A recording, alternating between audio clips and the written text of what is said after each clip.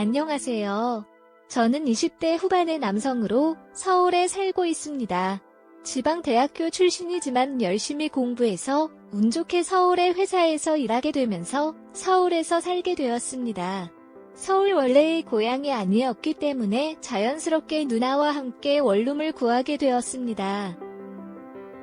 저보다 4살 연상이고 결혼한 지 7년 된 유부녀인 누나는 몇 년간 일을 하면서 임신을 준비했지만 잘 되지 않았습니다. 그 후에 난일을 그만두고 임신을 준비하기 시작했고 인공수정 시험관까지 모두 시도해봤습니다. 제가 누나보다 6살 많지만 3세대 독자로서 사돈 어르신들이 손자를 간절히 기다리고 있는 것 같습니다. 그러면서 자연스럽게 누나도 상당한 스트레스를 받고 있다는 것을 느꼈습니다. 그래서 저는 누나가 집에서 혼자 있을 때 평일에 쉬는 날에 그녀를 초대하여 같이 식사를 하며 커피를 마시면서 대화를 나누고 스트레스를 풀어주기 위해 노력합니다.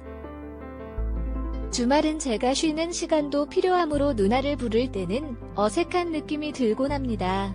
어쨌든 어느 날 아무런 연락 없이 누나가 저희 집으로 찾아왔습니다. 보통이라면 미리 연락을 줄 텐데 그냥 차를 타고 왔다는 것이 문제였습니다. 저는 장난치듯 나도 여자와 데이트할 수 있다는데 이렇게 오는 건 비매너하지 않냐고 말했더니 그녀가 진지하게 얘기를 하고 싶어 했습니다. 최근 2주 동안 그녀는 매우 신중하게 고민을 하고 있었다는 것입니다. 멜롱 매치 대가족에서 정자은행을 통해 임신하는 것에 대한 이야기가 나왔다고 합니다. 그녀는 이렇게까지 하며 꼭 임신을 해야 할까 하는 고민을 하고 있었고 그 어려움을 이야기하고 싶어 했습니다. 그녀는 자식을 갖기 위해 노력하는 것이 아무리 어렵더라도 가족이 아닌 타인의 자식을 갖는 것보다 제 자식을 가지는 게 더 낫다고 생각합니다. 이것이 최근 그녀가 진지하게 고민한 내용이었습니다. 누나는 아무리 그녀 자신이 싫어한다 하더라도 제가 대신 아이를 낳을 수는 없다는 것을 이해해달라고 했습니다. 부모님도 누나의 임신 소식을 기다리고 있기 때문입니다. 그런데 문제는 누나가 이런 고민을 하면서도 아무것도 모르는 사람의 아이를 가지는 것보다 제 아이를 가지는 것이 100배 낫다는 것입니다. 이것은 누나의 생각이었으며 이상한 소리를 하는 것 같다며 문 밖에서 내용을 들었습니다.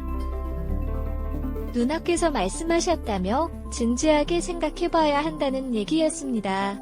제 생각도 전적으로 동의합니다. 이 부부들은 동시에 이상한 생각을 하고 있었습니다. 물론 막말할 수는 없었지만 이건 아니라고 말했습니다. 하지만 매형과 누나는 여러 번 생각해보라며 부탁을 하고 제 집에서 나갔습니다. 저녁에 혼자서 소주를 한잔하면서도 낮에 나눴던 대화들이 자꾸 생각났었습니다. 정말 잊으려고 노력해도 자꾸 생각났습니다. 결국 다음날 그 누나가 제 집으로 왔습니다. 도저히 머릿속에 맴돌아 미칠 것 같아서 단판을 지으려고 왔다고 하였습니다. 그래서 어떻게 하면 되냐고 물어보았더니 간단하다는 것이었습니다. 올해까지 배란기 10번이나 맞았다며 그 시즌에 누나와 관계를 가지라는 것이었습니다. 직접 하는 방법밖에 없냐고 묻자 합법적으로 그렇다고 하는 것이었습니다. 그냥 매형과 계속 노력하다 보면 되지 않겠느냐고 말했던 것이었습니다. 그랬으면 벌써 수십 번 임신했어야 한다며 한숨을 쉬었습니다. 매형은 음식만 되면 어떤 책임도 묻지 않을 것이고 어느 정도 경제적인 보상도 해주겠다는 것이었습니다. 경제적인 보상을 바라고 이야기하려온 것은 아니었지만 30평대 아파트를 사주신다는 말에 깜짝 놀랐습니다. 서울에서 30평 아파트가 되면 제가 평생 저축해도 못 사는 금액입니다. 이런저런 이야기를 나눈 후 결국 서로 각서를 썼습니다. 당연히 임신이 되면 매형과 누나 사이에서 자연스럽게 임신이 된 걸로 하기로 했습니다. 혹시라도 걸리지 않게 서로 입 조심하고 심사확인 이런 걱정은 안 하도록 신경 쓰지 말라고 하였습니다. 그래서 그 다음 대란 시즌부터 누나가 저희 집으로 와서 일주일 정도 지내고 갑니다.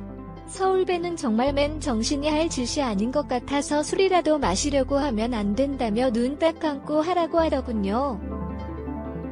이제는 어느 정도 적응도 하고 무뎌졌지만 그래도 마음 한편에 묶인 채로 이상한 느낌은 여전합니다.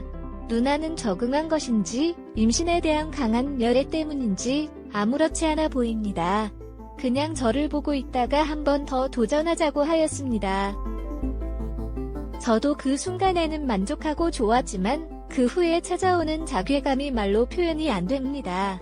이제는 제가 누나의 남편인 건지 누나의 영혼의 남편인 건지 헷갈립니다. 남편도 아니고 불륜남도 아닌데 누나는 저희 집에 와서 일주일씩 살다가 가고 이제는 그냥 한 달 동안 머물기도 합니다. 게다가 처음에는 세면도구부터 속옷까지 다 싸서 다니더니 이제는 집에 쌓인 옷장을 사서 넣어두고 다닙니다.